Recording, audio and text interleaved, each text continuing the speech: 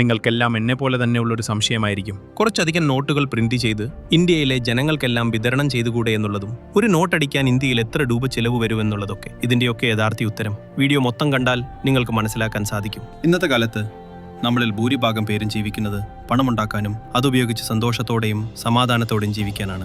അത്തരത്തിൽ നമ്മളെല്ലാവരും നേടാൻ വേണ്ടി കഷ്ടപ്പെടുന്ന കറൻസി നോട്ടുകൾ എങ്ങനെയാണ് ഫാക്ടറികളിൽ പ്രിന്റ് ചെയ്യുന്നത് എന്നാണ് ഈ വീഡിയോയിലൂടെ നമ്മൾ കാണാൻ പോകുന്നത്. അപ്പോൾ നമുക്ക് നേരെ വീഡിയോയിലേക്ക് കടക്കാം. കറൻസി നിർമ്മാണത്തിന്റെ ആദ്യഘട്ടം എന്ന് പറയുന്നത് അതിന്റെ ഡിസൈനിങ് ആണ്. ഇന്ത്യയിലെ നോട്ടുകൾ ഡിസൈൻ ചെയ്യുന്നതിനായി റിസർവ് ബാങ്ക് ഓഫ് ഇന്ത്യ പ്രത്യേക ഡിസൈൻ കമ്മിറ്റിയെ രൂപീകരിക്കാറുണ്ട്. ഈ കമ്മിറ്റിയാണ് നോട്ടിന്റെ കളർ, സൈസ്, നോട്ടിലെ ചിത്രങ്ങളും അടയാളങ്ങളും എല്ലാം തീരുമാനിക്കുന്നത്. ശേഷം ഈ ഡിസൈൻ ചെയ്ത നോട്ടിനെ ഫിനാൻസ് മിനിസ്ട്രി അപ്രൂവ് ചെയ്യലാണ് അടുത്ത ഘട്ടം.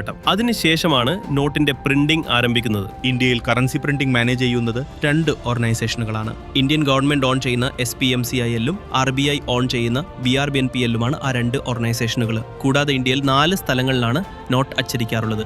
മഹാരാഷ്ട്രയിലെ നാസിക്, മധ്യപ്രദേശിലെ ദേവാസ്, കർണാടകയിലെ മൈസൂർ, വെസ്റ്റ് ബംഗാളിലെ സൽബോണി എന്നീ സ്ഥലങ്ങളിലാണ് ഇന്ത്യൻ കറൻസി പ്രിന്റ് ചെയ്യാറുള്ളത്. നോട്ട് പ്രിന്റ് ചെയ്യുന്ന ഫാക്ടറികളിലെ കാഴ്ചകളാണ് ഇനി നമ്മൾ കാണാൻ പോകുന്നത്. നോട്ട് അച്ചടിക്കാൻ ആവശ്യമായ സ്പെഷ്യൽ പേപ്പർ നിർമ്മിച്ചെടുക്കലാണ് ആദ്യത്തെ ഘട്ടം. ഇന്ത്യൻ കറൻസികൾ പേപ്പറിലാണ് അച്ചടിക്കാറുള്ളത് എന്നാകും ബഹുഭൂരിപക്ഷം ആളുകളും വിശ്വസിക്കുന്നത്. എന്നാൽ കറൻസികൾ അച്ചടിക്കുന്നത് പ്രധാനമായും പരുത്തി അഥവാ കോട്ടൺ ഉപയോഗിച്ചാണ്. പേപ്പറുകൾക്ക് ആയുസ് കുറവായതുകൊണ്ടാണ് പരുത്തി നോട്ടുകൾ നിർമ്മിക്കാനായി ഉപയോഗിച്ചിരിക്കുന്നത്. 75% പരുത്തിയും 25% ലിനനും മറ്റു പദാർത്ഥങ്ങളും ചേർത്താണ് നോട്ടുകൾക്ക് ആവശ്യമായ ഷീറ്റുകൾ തയ്യാറാക്കുന്നത്. കോട്ടൺ ഒരു ജെലാറ്റിൻ ലൈനിൽ മുക്കി കൂടുതൽ ശക്തമാക്കും. നോട്ടുകൾ കൂടുതൽ കാലം നിലനിൽക്കാൻ വേണ്ടിയാണ് ഇങ്ങനെ ചെയ്യുന്നത്. തുടർന്ന് വലിയ മെഷീൻസിന്റെ സഹായത്തോടെ കൃത്യമായ കനവും മോയ്സ്ചർ കണ്ടന്റുമുള്ള വലിയ ഷീറ്റുകൾ നിർമ്മിച്ചെടുക്കും. ഇത്തരത്തിൽ നിർമ്മിച്ചെടുക്കുന്ന ഷീറ്റിനെ വാട്ടർമാർക്ക് ചെയ്യലാണ് അടുത്ത ഘട്ടം. പേപ്പർ ഷീറ്റുകൾ നനഞ്ഞിരിക്കുന്ന സമയത്താണ് ഇതിൽ വാട്ടർമാർക്കുകൾ പതിപ്പിക്കാറുള്ളത്. നമ്മുടെ നോട്ടുകളിൽ കാണുന്ന ഗാന്ധിജിയുടെ തല പോലെയുള്ള ഭാഗങ്ങളാണ് വാട്ടർമാർക്കുകൾ എന്ന് പറയുന്നത്. അതിനുശേഷം ഷീറ്റിന്റെ ക്വാളിറ്റി ചെക്ക് ചെയ്യലാണ് അടുത്ത സ്റ്റെപ്പ് എന്ന് പറയുന്നത്.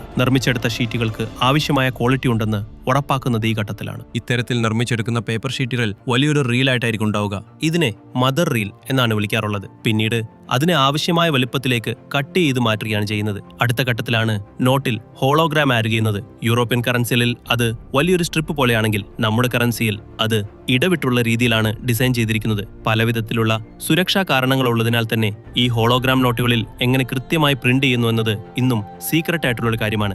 ഏതായാലും ഇതിനായി ആദ്യമേ വലിയൊരു ഹോളോഗ്രാം സ്ട്രിപ്പ് സെറ്റ് ചെയ്ത് വെച്ചിട്ടുണ്ടാകും. ഈ സ്ട്രിപ്പിനെ നോട്ടിലേക്ക് കൃത്യമായി ലേഔട്ട് ചെയ്യലാണ് നെക്സ്റ്റ് സ്റ്റെപ്പ് എന്ന് പറയുന്നത്. തുടർന്ന് ഈ ഷീറ്റിനെ വീണ്ടും കട്ട് ചെയ്ത് ഓരോ ഭാഗങ്ങളാക്കുകയും ശേഷം അതിലൊരു ഷീറ്റ് എടുത്ത് വീണ്ടും ക്വാളിറ്റി ചെക്ക് നടത്തും. ക്വാളിറ്റി എല്ലാം ഓക്കെ ആണെങ്കിൽ ഈ ഷീറ്റുകളെയെല്ലാം കൃത്യമായി പാക്ക് ചെയ്ത് അടുത്ത ഘട്ടമായ കളറിങ്ങിലേക്ക് എത്തിക്കും.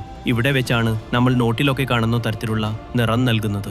ആവശ്യമായ നിറം നോട്ടുകൾക്ക് നൽകിയാലും ക്വാളിറ്റി ചെക്കിംഗ് നടത്തിയതിനു ശേഷം മാത്രമേ അടുത്ത ഘട്ടത്തിലോട്ട് നോട്ടുകളെ പെർമിറ്റ് ചെയ്യുകയുള്ളൂ. ഈ ഇൻസ്പെക്ഷൻ കഴിഞ്ഞതിന് ശേഷമാണ് നോട്ടുകളിൽ സിൽവർ സ്ക്രീൻ പ്രിന്റിംഗ് നടത്തുന്നത്. നമ്മുടെ നോട്ടുകളിലൊക്കെ കാണുന്ന തിളങ്ങുന്ന തരത്തിലുള്ള പ്രിന്റിംഗ് ആണിത്. അടുത്തത് നോട്ടിലെ പ്രത്യേകമായ ടെക്സ്ചറൊക്കെ ആഡ് ചെയ്യുന്ന ഘട്ടമാണ്. ഇതിനെ ഇൻഡൈഗ്ലിയോ പ്രിന്റിംഗ് എന്നാണ് വിളിക്കാറുള്ളത്. ഈ ഘട്ടത്തിലാണ് നോട്ടിലെ എഴുത്തുകൾ, സിഗ്നേച്ചർ തുടങ്ങിയവയൊക്കെ പ്രിന്റ് ചെയ്യുന്നത്.